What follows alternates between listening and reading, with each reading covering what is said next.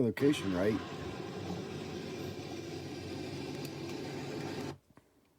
It's funny. This is a short. I was just watching this short on my phone, and I commented because this is a good one here. This officer. This is a good example of why people have so much disdain for police. Okay. Now watch. He comes off as pretty cool, but there's 10 other ways he could have handled this and should have handled this. That would help create a better interaction between people, citizens and police. Oh, he's getting up. He's getting up. Uh-oh. Look at this guy. Been in traffic for 3 hours. Poor guy's just trying to take a pee. Homie's trying to honk the horn. Watch this. Now, right there, he's trying to open that door. He comes right up and he's trying to open that fucking door. And then he realizes, so he immediately goes up to the car and tries to violate their Fourth Amendment right, unreasonable search and seizure. Can I help you? Poor guy's taking. Then he notices they're recording, right? So then he's like, oh shit, I'm caught, right? Breaking the law. Yeah, man. How you doing today? Good. You guys are impeding now at this point. So unless you guys want to get a citation, let's start going, okay? All right, you have a. Okay, so then the first thing that he says to these people, he acts all nice, but what's he say? His first fucking thing is a threat. He literally threatens them. That's the first thing he says to them. Okay, so he's already, he's in the mindset of just trying to fuck people over. Some dude's trying to take a piss. He's trying to fuck him over. He's trying to get into this car, first of all. Then these people, he realizes he's being caught on camera. So he tries to threaten these people so that they leave. And then he thinks twice about it here. He's like, oh shit, they got me on camera. So watch this. Good one, boss. All right, you too, man. Officer Shepardson with CHP. Cool. Got him. Actually, I'll tell you what. Pull over for just a second. All right. So you see that? Actually, pull over for just a sec, he says. Pull over for just a sec. So he realizes that they just recorded him, and this could come back to bite him in the ass because everybody knows like what the atmosphere is like right now between citizens and police. People are pushing back. People are holding police accountable. It's happening more and more and more every day, and it's gonna change. It will change how police are trained. It's gonna change the whole outlook on the whole thing. It's gonna change the status quo because police have been abusing their power for way too long, and people just think that's normal. It's not fucking normal. Cops should not be allowed to just violate your rights and break the law because they're cops. Because in the name of safety, officer discretion, officer safety, officer discretion, those terms are fucking bullshit. Because if they're using their officer discretion and officer safety, yeah, maybe in the name of protecting and serving people, but when they're just worried about themselves, who are they protecting and serving? It's no longer about protecting and serving people. It's about just who can we fuck over. It's all, how many citations can we write today? So see if we can find somebody that we can confiscate some money, because then they get to keep that money. They literally keep it, and they divvy it up and shit. If anybody didn't know that, yeah, that's what happens. If they confiscate a bunch of money from you, the police get to keep that money. Like, the officers keep it. They divvy it up, and they keep that shit. And what do you think they do with the guns that they take? I don't know. What do they do with the guns that they take? I know Cambria County just started a thing where now they're going to start auctioning off all of these guns that they have taken from people. Now I'm pretty confident that the guns that they sell is just a very, very, very small fraction of all the guns that they take from people. And I'm betting they do that just because to make it look like they, to give the illusion that, oh, we don't take the guns. Look, we're going to auction them off. We'll sell people's guns back to them that we confiscated off of them, make more money off of it. And then we'll, then people won't ask questions for all the guns that we took and just kept for ourselves. or resold. I really do think that there's some kind of big racket with the guns, confiscated guns, and reselling them. That the police are involved in this big, So you talk about gun violence and gun safety and everything in the United States. And I think that the biggest criminals are the police. That the police are literally a big contributor to the gun problem. They confiscate these guns and then they just want to make money. So they're in the business of reselling them, putting them back out in the public. I don't know. All I know is my pistol, whenever they did a search for whenever they ran my pistol, I had registered my pistol with the sheriff's office in Cambria County with my concealed carry permit. So I have my concealed carry permit, and it says right on my concealed carry permit that pistol, the serial number and everything for that pistol. So I registered it with the county, and I had that fucker for damn near almost a couple years when they confiscated it. And in my discovery packet, what I discovered, these latest charges that I just got a disorderly conduct for.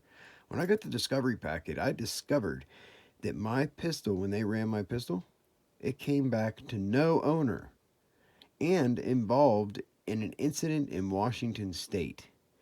You tell me how the fuck that happens. How the fuck does that happen? When I mean, what system are they running my pistol through that it doesn't come back to me as the owner? I literally had a concealed carry permit registered with the sheriff's office in this county, and it was the local police that were running it. Through what system do they run it to where it's not up to date like that?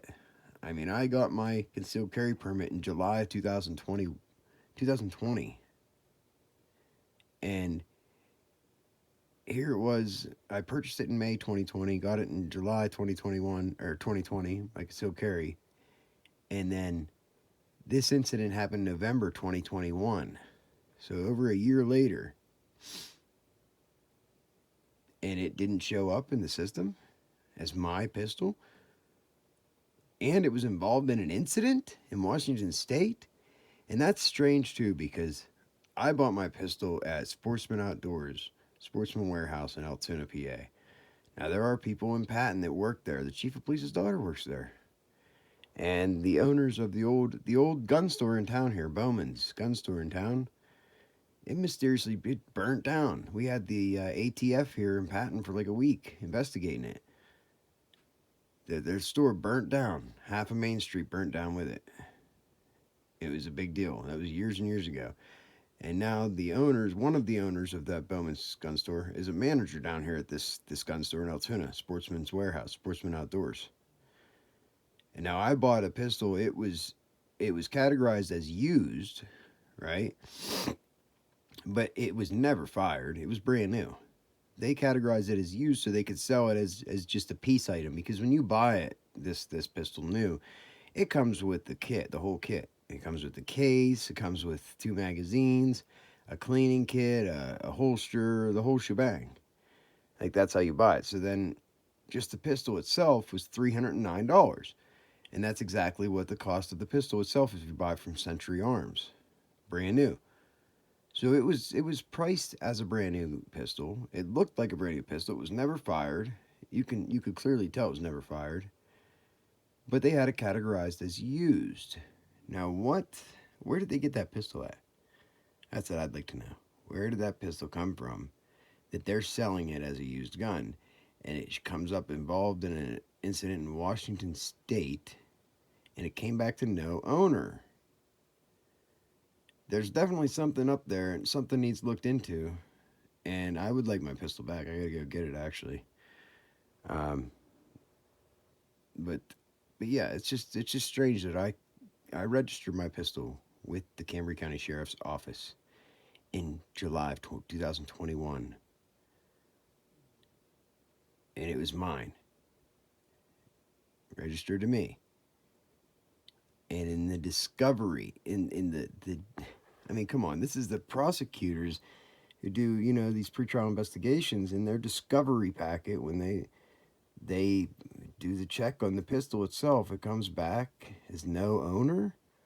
That's just, sorry, something ain't adding up here. Something definitely isn't adding up. And I guess it's my job to expose it, I guess. I guess that's what we're going to have to do. We're going to have to delve a little deeper here and figure out what the fuck's going on and why that. I want to know. I want to know why it said that in my discovery. I really want to know why. Why it didn't come back to me. And why Travis Schilling hasn't got a hold of me to give it back yet. Is that why he left a note on my porch when me and my son were both here all day? The dogs didn't even bark, but somehow he left a note in his card on the porch saying he needed to talk to me and my son ASAP. I just seen him yesterday. I opened the door for him at Sheetz. Opened the door for him. I said, here, let me get that for you. Because he synchronized with me. When I left my house, he was pulling out of the police station right whenever I was driving by. Stopped to get gas. Of course, he was pulling in. I went in to pay for gas, came out. And of course, right as I'm coming out, that's exactly when he's coming in the store. So I held the door for him. Whatever. They want me to record it and they want me to call it gang stalking so they can get people mad at me for blaming police for gang stalking me. I know damn well what it is. I just went to the doctor's. As soon as I come home, the Patton Borough dump truck pulled out of the alley back here.